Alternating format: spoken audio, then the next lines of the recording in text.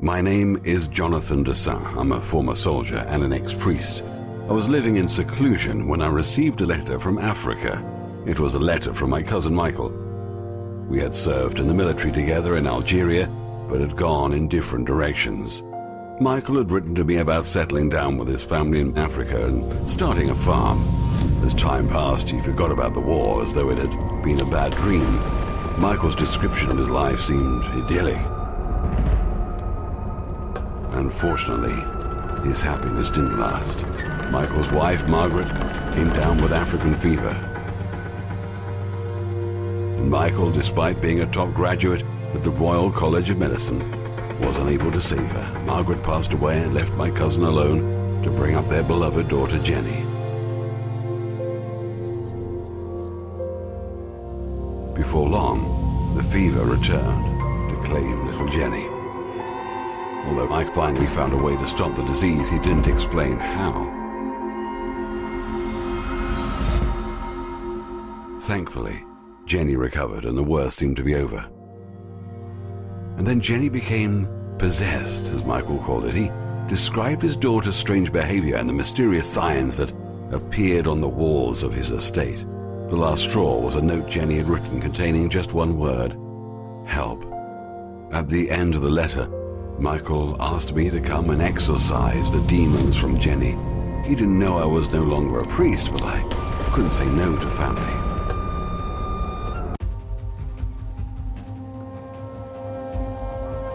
As I trembled in my seat on the old bus that was taking me to Michael's estate, I felt as though I was returning to the past. I couldn't forget the screams, the pools of blood on the ground, soldiers splashing through them as they ran for their lives. And I couldn't forget the moment when the world around me exploded. They said it was a landmine.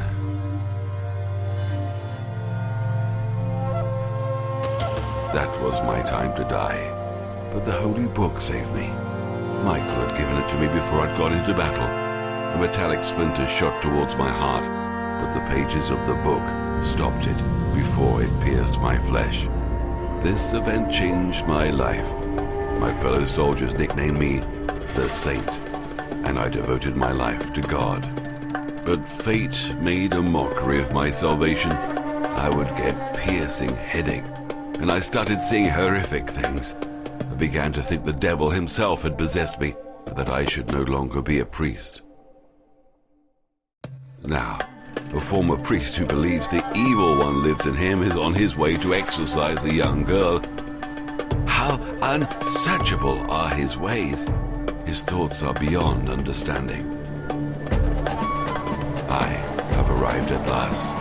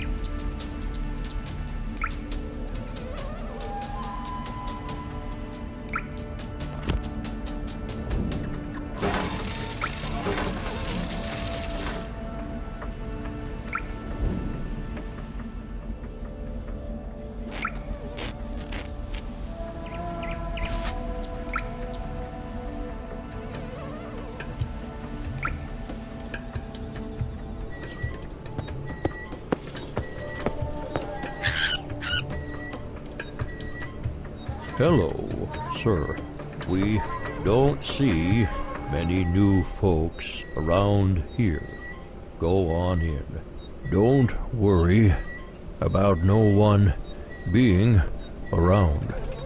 Folks prefer to stay home during the middle of the day, when the temperature is the hottest.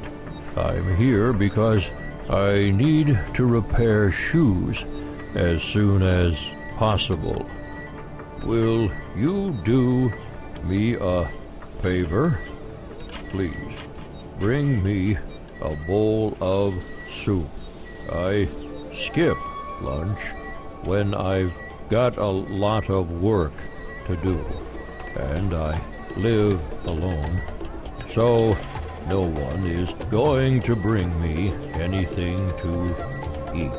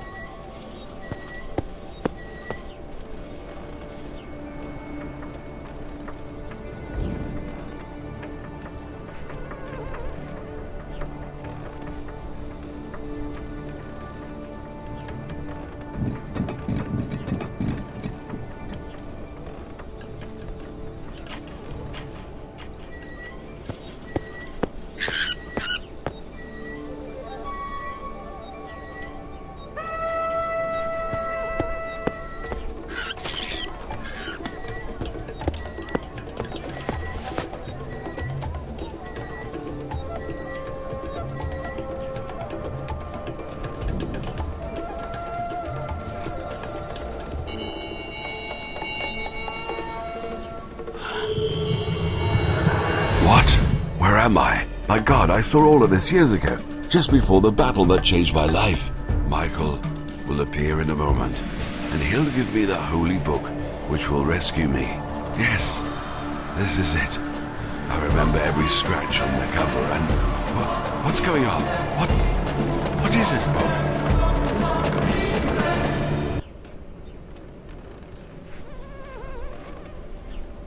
Finally, I was barely able to revive you. I guess you experienced heat exhaustion. I'm still not used to the high temperature here. I appreciate your responding to my letter, John. It's a bad idea to be in the African sun for more than a few minutes.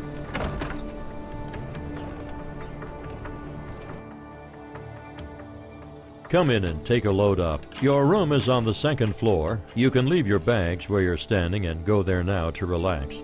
Explore the grounds later after you've rested. This will give you a chance to meet my daughter, Jenny.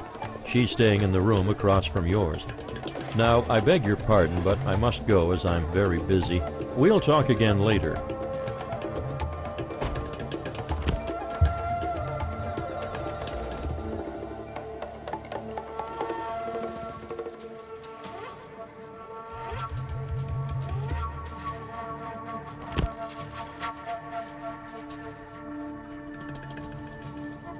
No, no, no. Don't come into my kitchen with the travel bag, mister.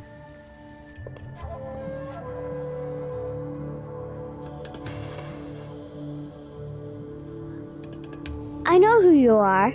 You're John. We've been looking forward to your arrival. Are you really a saint? Daddy says you are. He also told me to leave you alone until you've rested or at least unpacked. He said that's the first rule of hospitality.